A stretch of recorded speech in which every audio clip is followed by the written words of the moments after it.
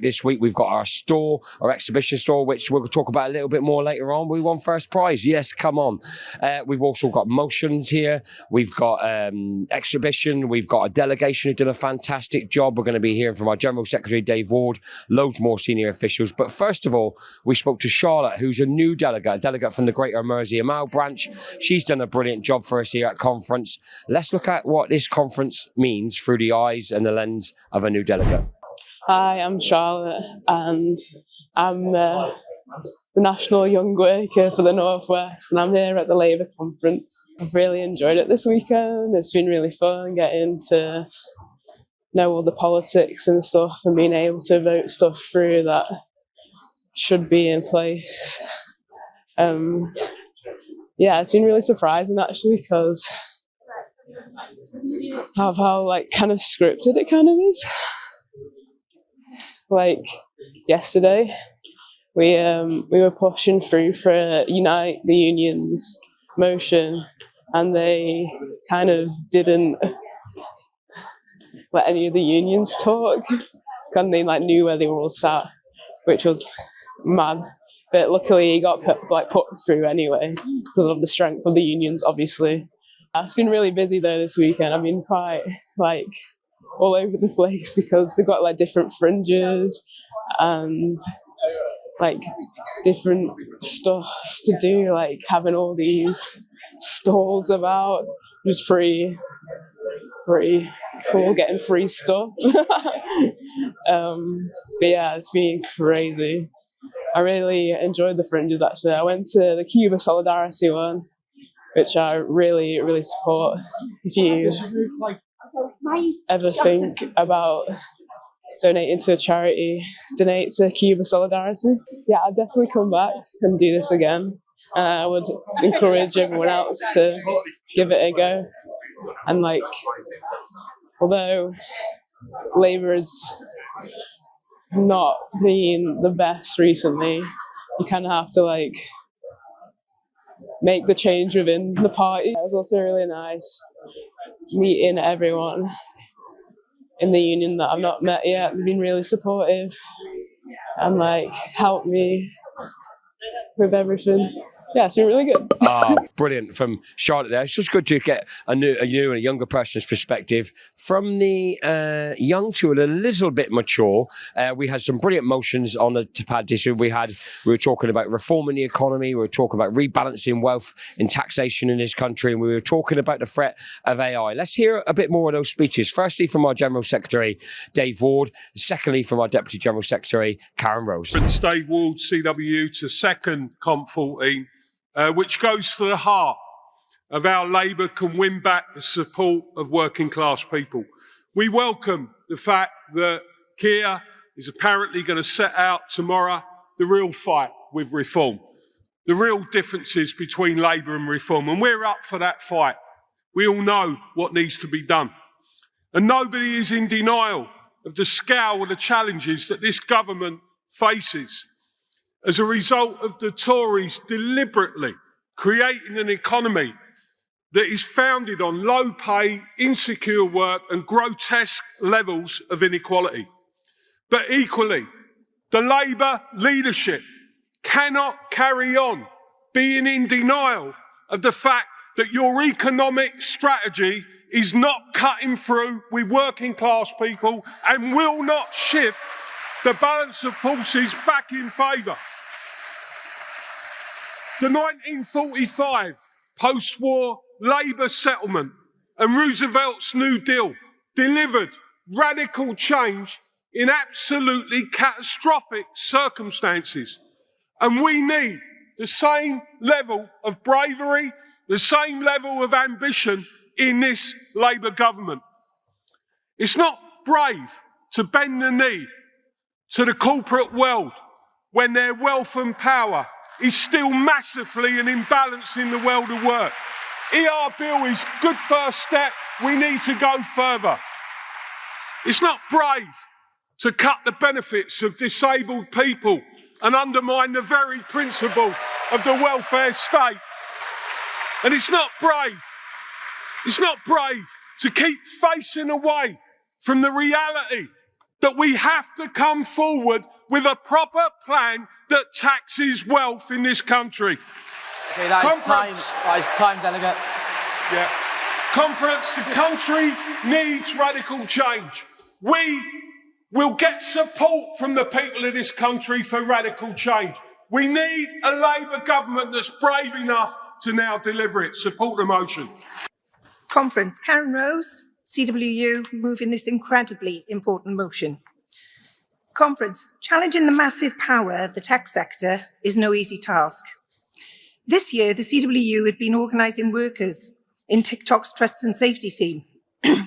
We'd reached the point of a crucial ballot for recognition, which would have marked a significant achievement in the sector.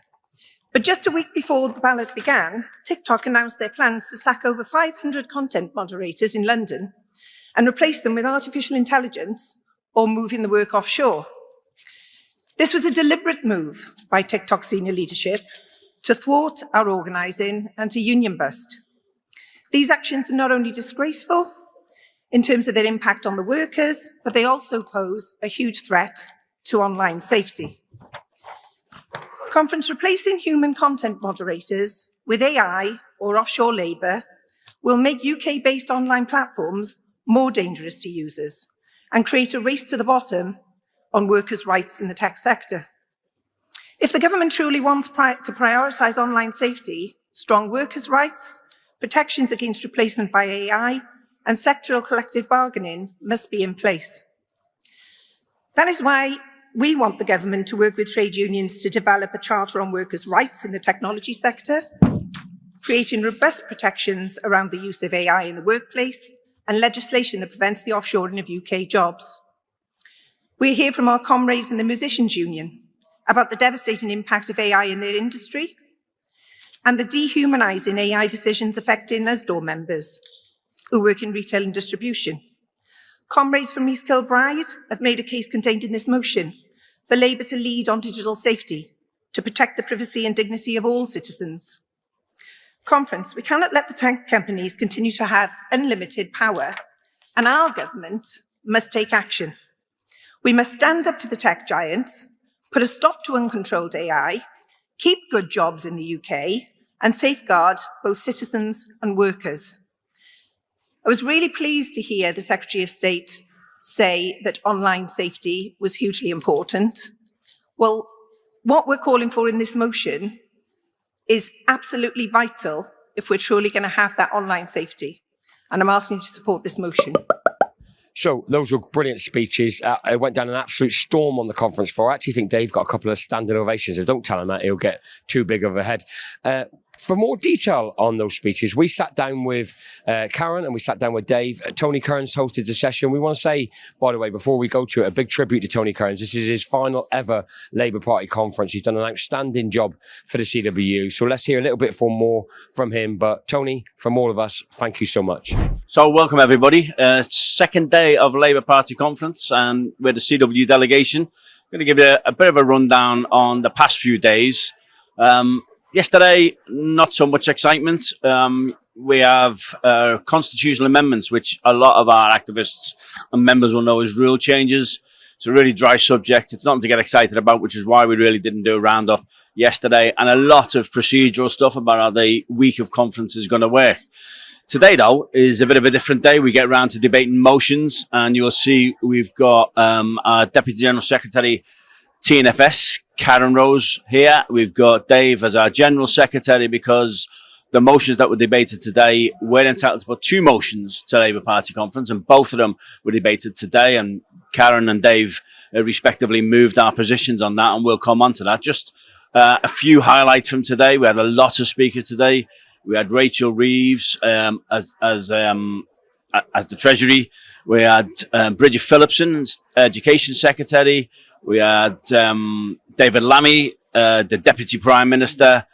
We had Shabana Mahmood as the new Home Secretary. So it's constant, if you like, updates from what you call the top team in the Labour government, telling us what they've done for the past year, taking congratulations and praise for the things they've introduced, and sort of setting out the stall for where they see the next 12 months of the party moving as they're the party of government.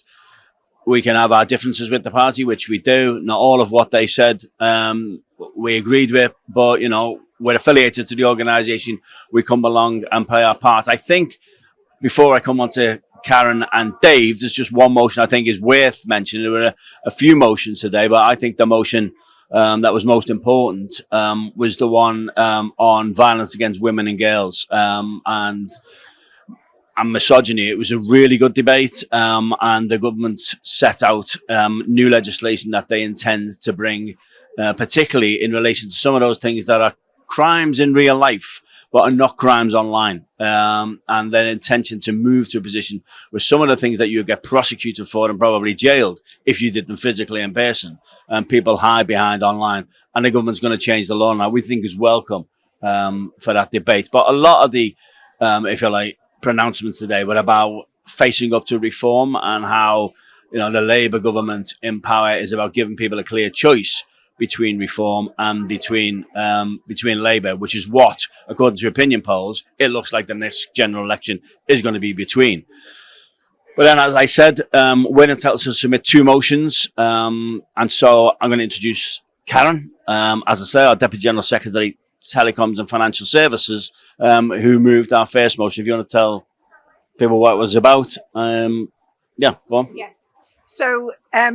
So the motion was about AI and our rights as workers and our rights as citizens in the UK.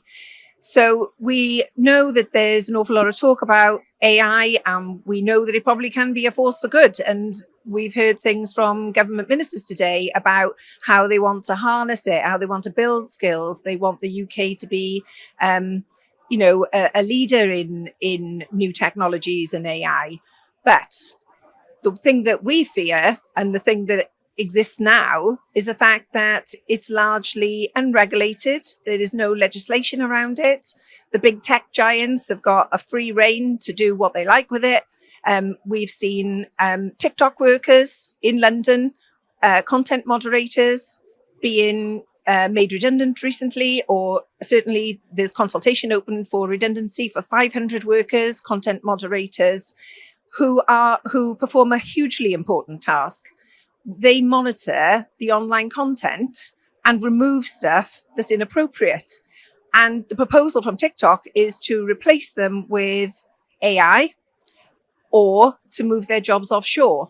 And there is no doubt, it's not just our belief, that this puts online safety at risk. That's for everybody. Anybody using the TikTok platform, it's not just TikTok, it's every social media platform where there is a need for content moderation, and that needs to be done by human beings, or at least needs to be overseen by human beings, because we know that AI technologies just simply don't do the job.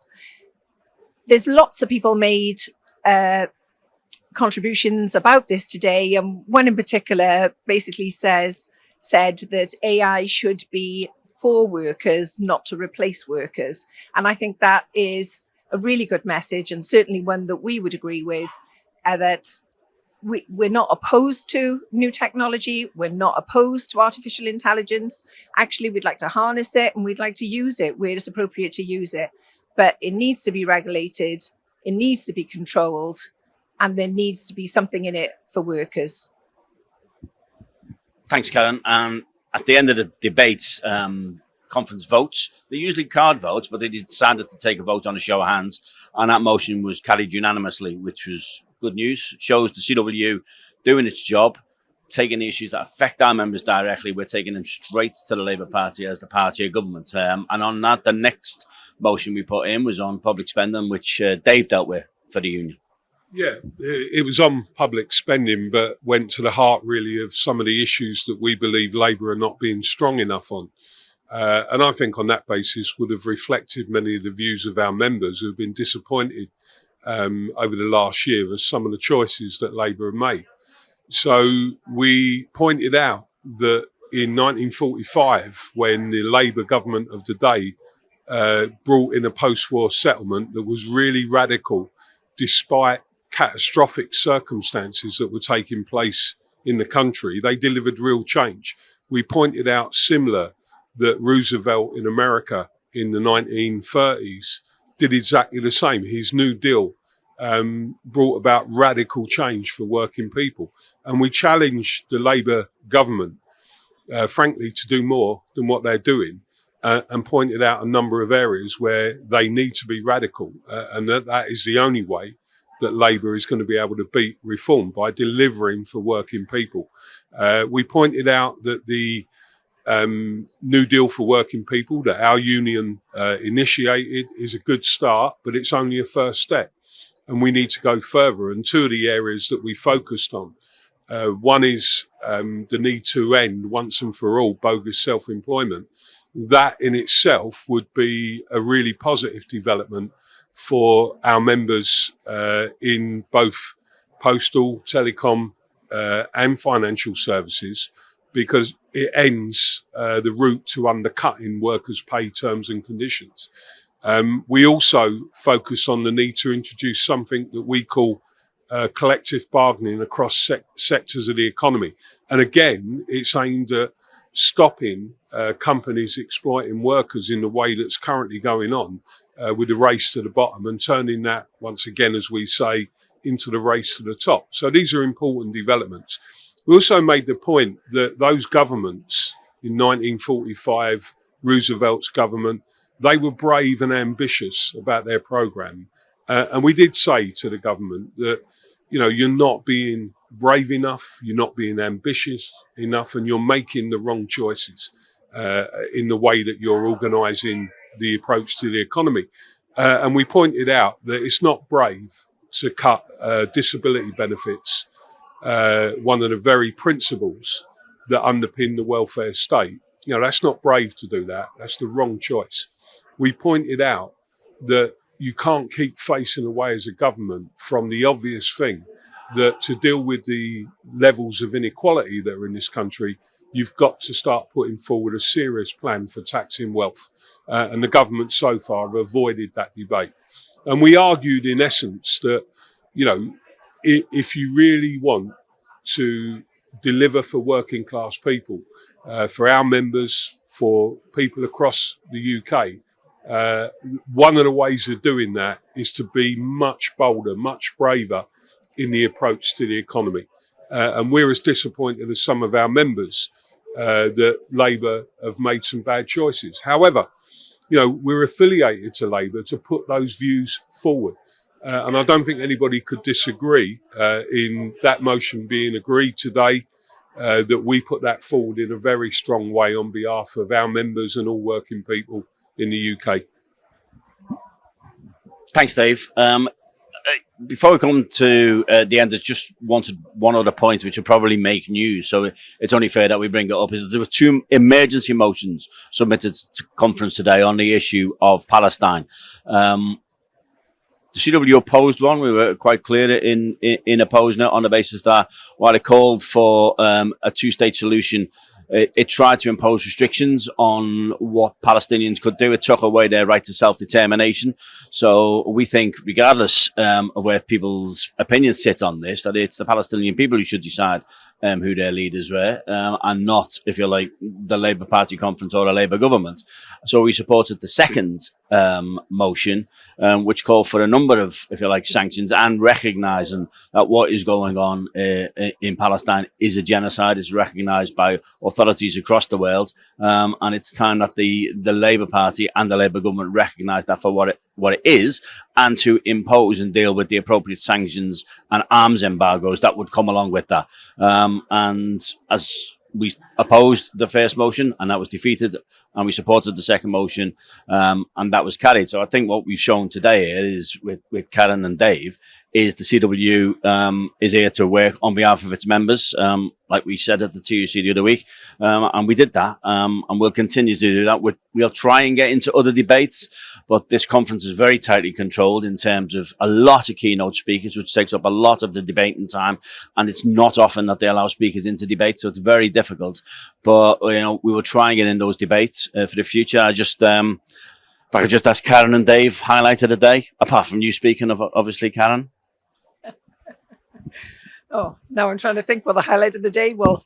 Do you know what? sometimes these conferences are really long, and this is a terrible thing to say. Sometimes the highlight of the day is when it finishes. But actually, to be honest, I did think that the motion on violence against women and girls, that was unanimously carried by conference, and that was moved by a friend of mine, actually, because it was moved by my home CLP. So I'm going to give him a little shout out. So apart from the CWU motions and everything that we've done today, which was good work on behalf of our members, shout out for Pontypridd CLP for moving the violence against women and girls motion. I hand over to Dave. The other thing about being here, it's a Monday and it's a normal working day. So whilst we're at conference, there's the day job still to do. So we've been in and out doing meetings and looking to our day job. So in the midst of all that, if you've got a highlight from conference, Dave, do you want to share that? Well, I think the highlight of the day has got to be Tony's summing up of conference. But as Tony said, yeah, I mean, in between these debates and that, we have some private meetings with ministers. We've had some good meetings yesterday. Ministers who have roles and responsibilities that directly affect our members' jobs, constantly pushing those ministers to do more to support working people and our members. And we have had some good chats with some of them. So let's hope some of that comes out in the near future. But the other highlight of the day for me would be the way that the trade union movement is coming together, I think, at an important time to drive a more progressive agenda within the Labour Party. To say to the leadership of the Labour Party, you need to listen to ordinary working people. You know, we don't want to see people like Nigel Farage and Reform be the voice of working class people. And one of the issues is that we're just, as a Labour Party, they're not being bold enough at the moment. But hopefully, after they heard not just our motions, but also all of the trade union motions that all had the same theme, I think they know that there is a strong force within the Labour Party that's calling for change in direction, a stronger position that supports and delivers for working people. Thanks, Dave. So that's our roundup on the first real day of business at Labour Party Conference 2025 here in Liverpool. Thank you, Tony. No, there's some absolute characters at this conference. So I took a little bit of a wander around the exhibition area. I was talking to people. I was asking them what they thought about issues like progressive taxation, what they thought of trade unions, and anything else they wanted to tell me. Let's take a look. How you doing, mate? All right? I'm doing well, yes. How's conference going for you guys? Yeah, it's been really good. We've had loads of engagement. It's the first year we've done a stall at the conference, and loads of MPs coming along, loads of councillors coming along and speaking to us about the campaigns we're running. And the engagement's been really good so far. So yeah, really worthwhile. Brilliant, mate. So we're, I think a motion that you guys are backing. We've got a motion about, progressive taxation, but asking people who earn the most to perhaps contribute the most, and big businesses to be taxed, and actually the Labour Party fighting for working class people. What would you say about that? No, that's really good, and I think you're right. I think we are backing that motion. So always happy to see taxation, the redistribution of wealth, always going to be a good thing. What's left's priorities at the conference then? Well, we're running a number of campaigns, and that's why we're here to really highlight these campaigns. We're looking to bring about, we've got a campaign running at the moment, Dignity for Drivers, which is bringing about a maximum 4 hours away from a toilet. Believe it or not, in this day and age, our members will be out there for up to 6 hours before they get any access to a toilet. Medical evidence is quite clear that 4 hours is the absolute maximum, so we're really pushing that hard.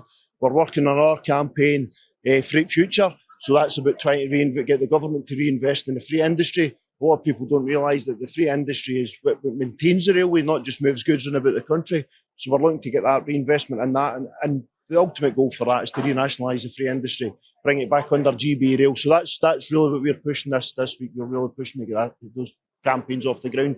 And I'm sure our postal members, in particular posties and BT engineers, would really welcome that debate and supporting that campaign, particularly for the toilet breaks, because they're out and about sometimes on their rounds for hours, And that's the ultimate goal for us. I mean, we'll work obviously within the realms that we work within the rail industry, but ultimately we'd like to see that not just about the rail industry, but law, that every worker has the right to get to a toilet within 4 hours. That's our ultimate goal.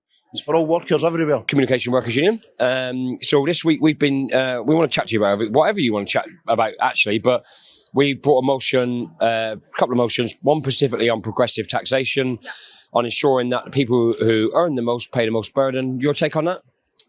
I think that's really wonderful in theory. I think obviously it's a much wider issue that we need to look at in more depth and work out the different thresholds, work out the progressiveness, and exactly work out how to make sure that the people at the top pay the most, and also to prevent a brain drain so that those who are our greatest innovators don't leave the UK or find other offshore ways to prevent themselves. So also closing tax loopholes is a big thing for me. No, I think you're spot on. And I think we want to reassure people that very much we are not here to go like, tax everything. We don't want people to earn money. We've no problem with people earning money who make money, who then give back some of it to working class people. But we're more in the place that, there are such obscene levels of profit versus such obscene levels of poverty and inequality in the world. Well, I'm here with the Labour Party, so I obviously believe in at least some form that everybody should be earning a fair and right amount to live. That's why I've been up on the stage at conference doing what I've been doing on behalf of my CLP. And if you look at people like, the billionaires, the Elon Musks of this world, the amount that they own, and the amount that the people on the poverty line, the working class who can't afford to feed their family own, the discrepancy there is just sickening. Outstanding answer. I know you're going to be good on this. AI. I have strong feelings on this. Yes, come on. So we've also put in motion, on AI. We've got TikTok workers from the CWU who have outrageously been dismissed. Moderators, people who will be keeping people safe online to be replaced by AI. And there's the overall threat and the lack of involvement of trade unions and the challenges. Obviously, there's some potentially good things. There's some potential threats. Your take on where we are? So, outside of politics, I spend a lot of my time with my friends. I write a lot. I play a lot of music. And they are all artists. And they are so worried about their jobs, their livelihoods, their passion being taken away. AI has something, but humans have more. We have something that can't be replaced, and that's creativity from the heart, from the soul. I think it's absolutely disgraceful that it's not pioneered and championed more than it is. AI can be used as a tool, especially in things like the NHS. It can really bring down waiting lists. So it shouldn't just be shoved to the side and said it's a bad thing. But at the same time, people in creative jobs, if you look at the Studio Ghibli trend, if you look at what's been going on, I think it's just, we need to be championing human productivity, human creativity, and our own values. And then we need to look at how AI can enhance that rather than looking at replacing straight up humans with AI. Can I just say a word on moderation? Content moderation done by AI, as somebody who does a lot of social media for both the Labour Party and my own non-profit, is so dangerous because it does not look at death threats as a problem, but what it does look at is freedom of speech, especially from those towards the centre and the left. That is what I have seen, because AI is enriched with human bias from the people who created it, from the people who program it, and from the people who own it. So saying that AI is bias-free is just a fallacy. I am sorry. No, you don't need to be sorry. One final question before we let you go, because you're busy at conferences. How do working people like us and someone clearly as articulate and as yourself, how do we get into that debate? Because we're outside that debate, aren't we? Well, the wonderful thing about social media is if you sit in front of a camera, there's a 0.001% chance that someone will go, yeah, you're, and I know it's, a fallacy that it democratizes, but you might be able to get your voice heard. Other than that, come to a conference if you can afford it, but, get involved with a group, get involved with a union, get involved with the Labour Party, get involved with your student group. It's just about trying to speak to people, even talk to your family about it. A difference can be made by going up to your dad and saying, did you know that AI does this? Or did you know that progressive taxation or what the new Labour policy is?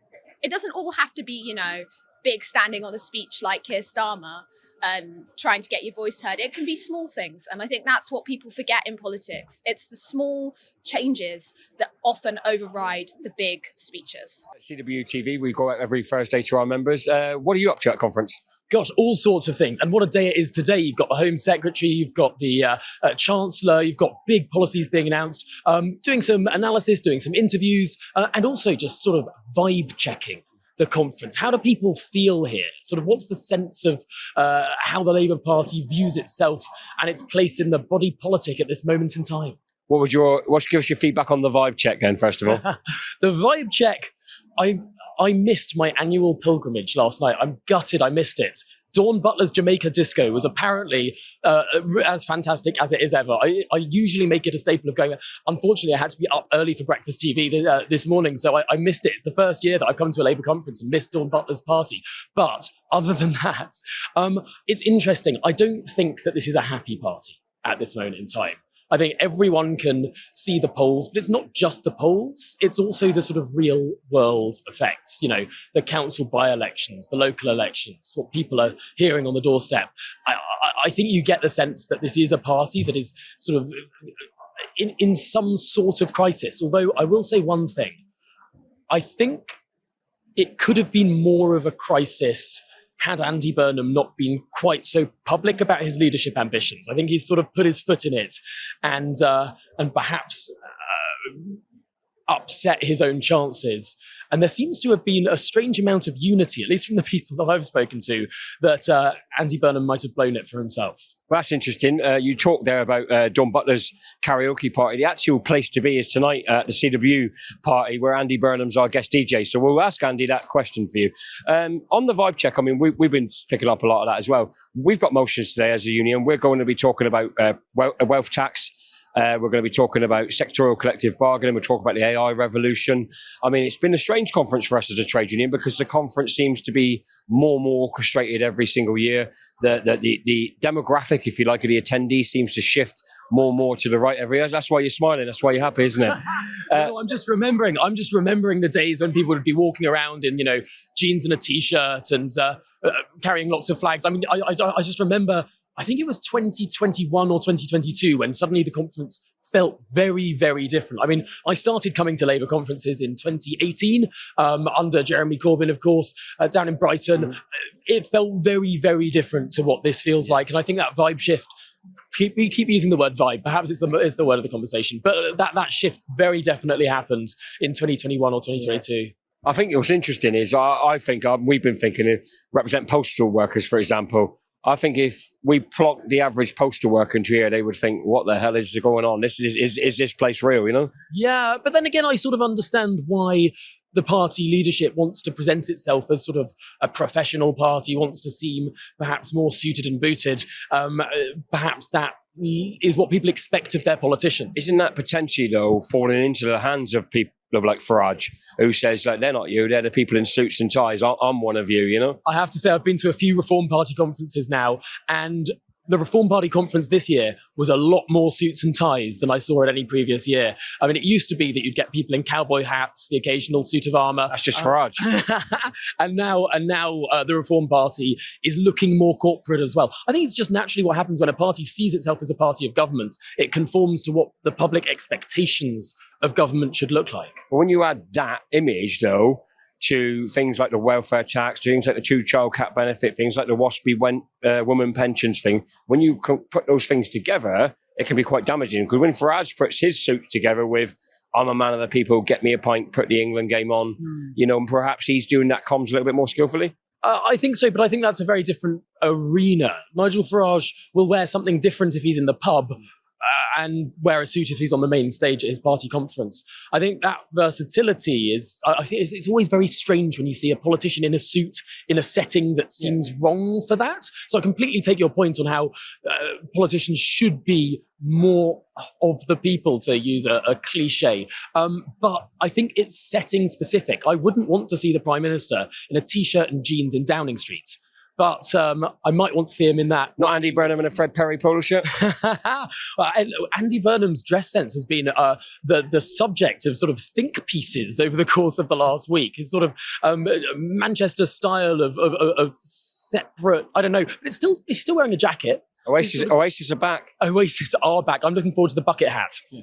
Thanks, Tom. Thanks for your time, mate. Basically, we're campaigning for workers' rights. Yeah. Our policies here, which I know your unison supported, were about progressive taxation, about easing the burden on workers, generally making big business carry more of a burden. Do you have a view on that?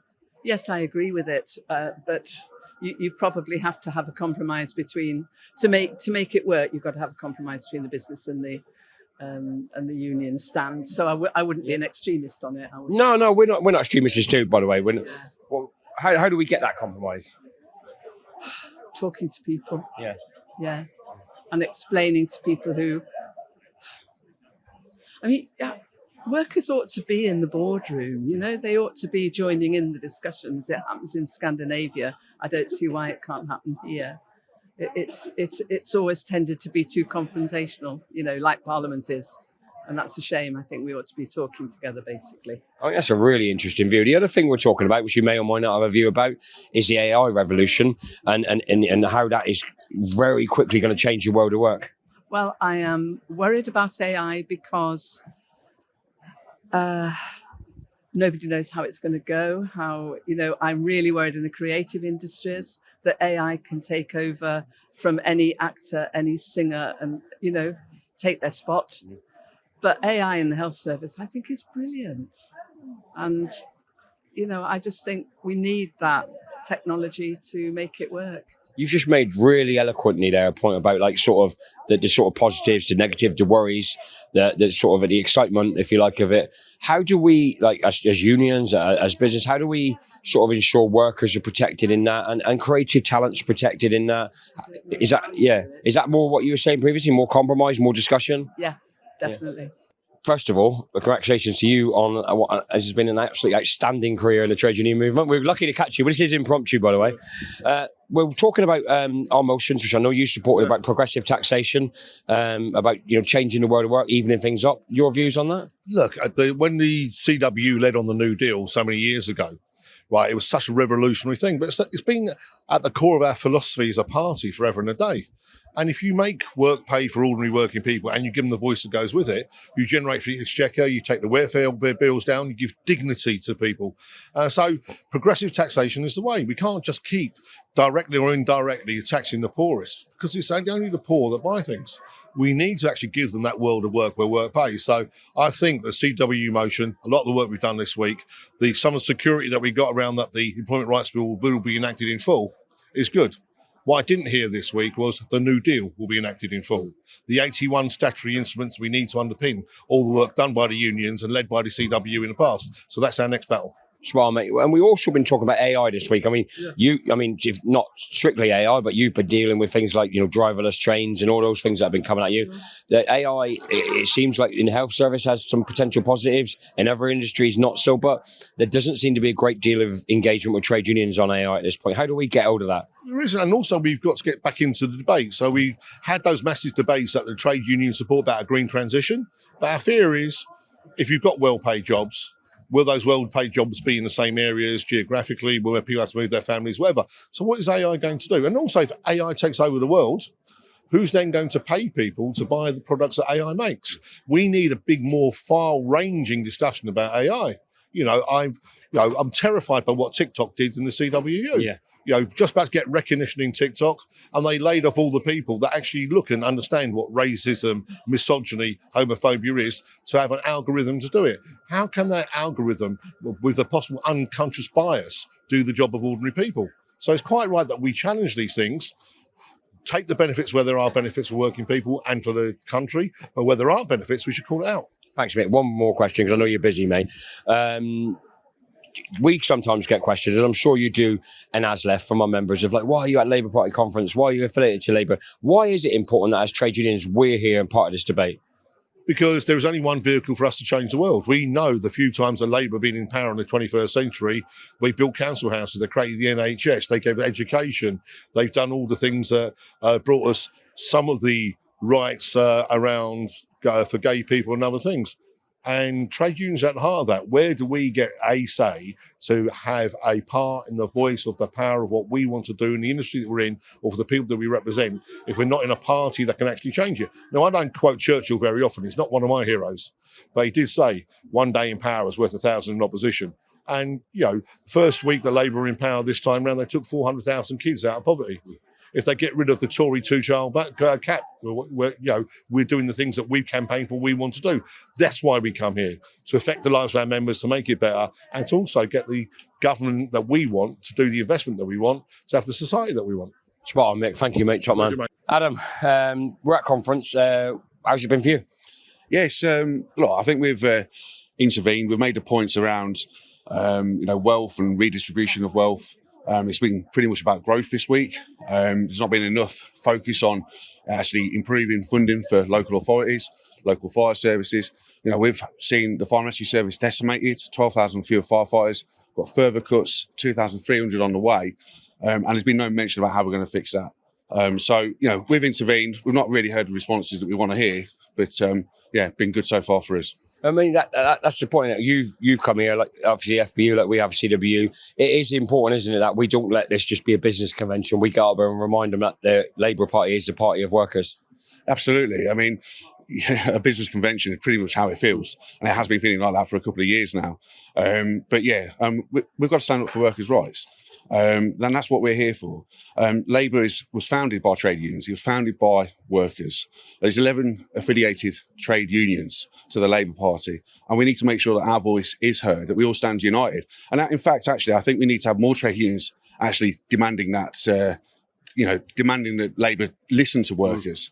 And I think the more unions involved in that, the stronger our voice. So you guys supported that motion on progressive taxation, on making sure that those who earn the most carry the biggest burden. Your views on that? Absolutely. We've called for a wealth tax. 25 billion pounds cut from local authorities for public sector and those vital services. 600,000 frontline vital services, public sector jobs lost. A wealth tax. We've got wealth in this country. There's money for their eternal profits and their vanity rockets, but actually, we need to redistribute that money to ensure that our services are protected. Thanks, Sam. Is there anything you want CWU members to know, specifically the FBU, what you're campaigning on, they should be aware of, the wider public should be aware of? Yeah, so obviously made the point around job losses and actually, kind of responding to incidents. We are responding now with fewer firefighters.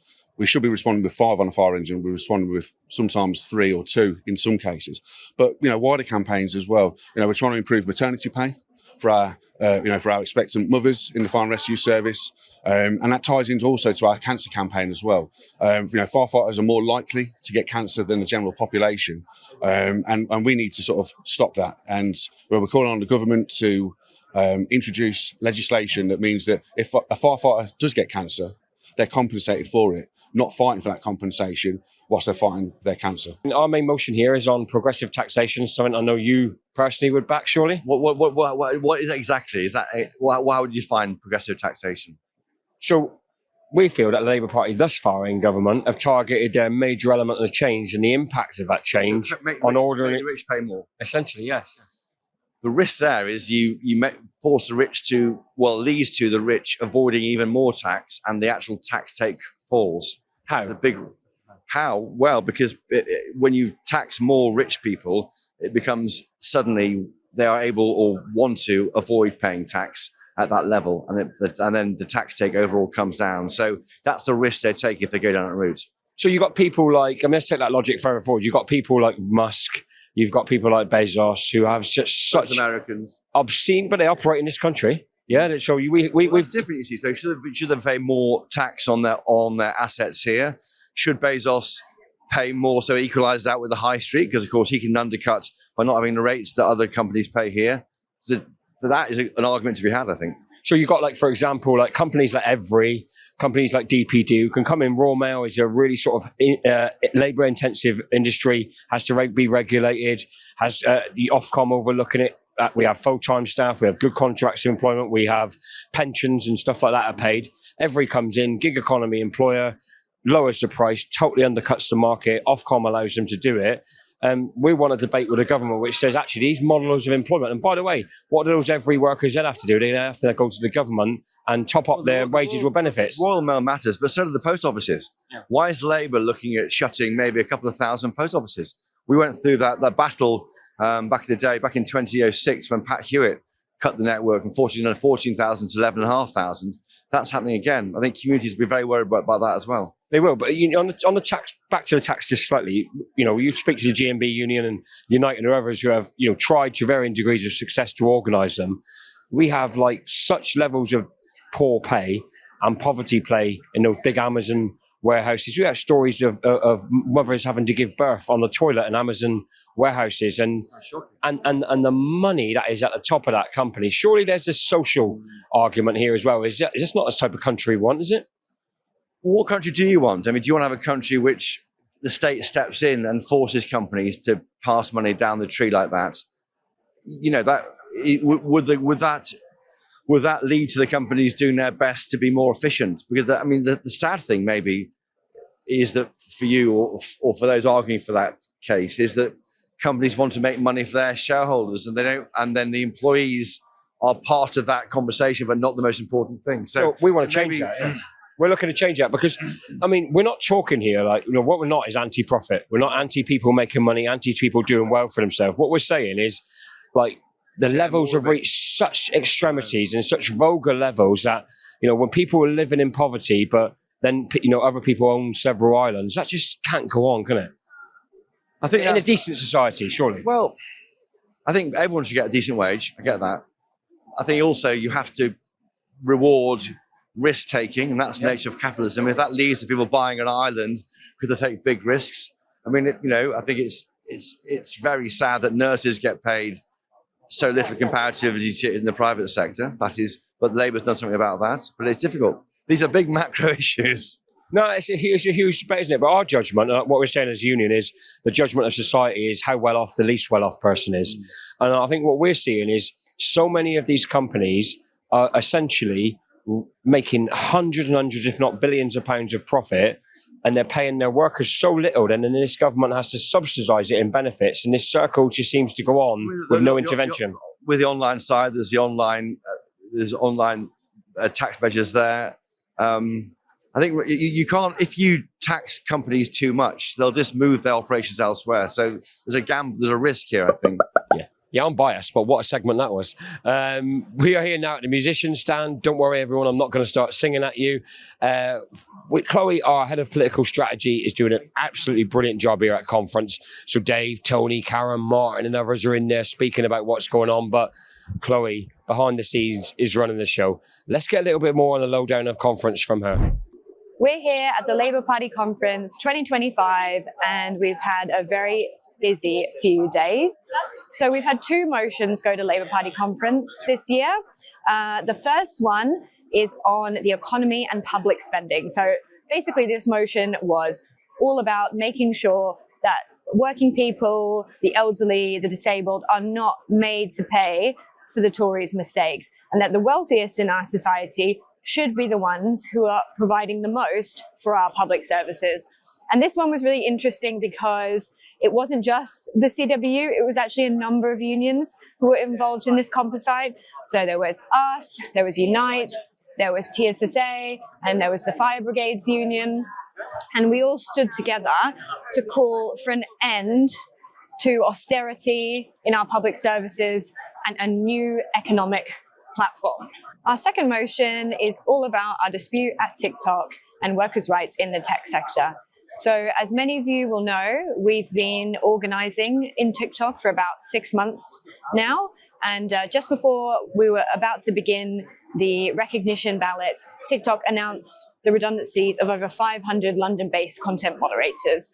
And so our motion was not only calling this out and making sure the Labour government stops this from ever happening again and investigates the situation at TikTok, but it's also calling for them to work with trade unions like us and other trade unions as well to develop a charter on workers' rights in the technology sector.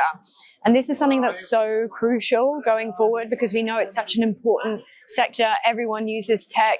It's a huge part of our lives. And so we need to have workers' rights around AI at the heart of that. The CWU is also really proud to support the trade union composite on Palestine, not only calling for the government to intervene to try and stop what's happening, but to also suspend all arms trade with Israel. And we're really happy to say that that was passed by conference. I think this conference has shown that the most radical policies, the policies that would change people's lives for the better, have all been put forward by trade unions. And I think it just shows the importance of Labour having trade unions in it to show them how they can stop the rise of people like Nigel Farage and Tommy Robertson and the far right, and what they need to do to win back the trust of working people. We really want our members to be at the heart of our policy, not just the policy that we bring to the Labour Party conference, but the policy that we go out and campaign on every day. And that's why we're really encouraging all branches to attend the political forum on the 6th of November. So it's going to be held in London. You should have had an LTB with all the details. Each branch can send 2 people. We also really strongly encourage our younger members to attend. And basically, it's just going to be a day where we get together to discuss our political strategy, who we want to work with, what policies we want to see, even our voting system. And we're going to hear from some external speakers as well. So it's a really good opportunity to also meet people from other regions, meet other political officers, and really just feed into the CWU's overall political strategy. So please make sure you register and that you attend. Thank you, Chloe. Brilliant job, as always. So that's a wrap from us at Labour Party Conference 2025. We'll be back in the studio next week. I think we've got a show on Raw Mouse. That's a big, exciting one from you. We hope these experiences and these videos show you a little bit more about why it's so important for the union to be here at these events, making sure we're representing your views. From me, I'm checking out for another week. I'm actually going to get my transport back home now. On to the bus I go. Single to Wimbledon, please, driver.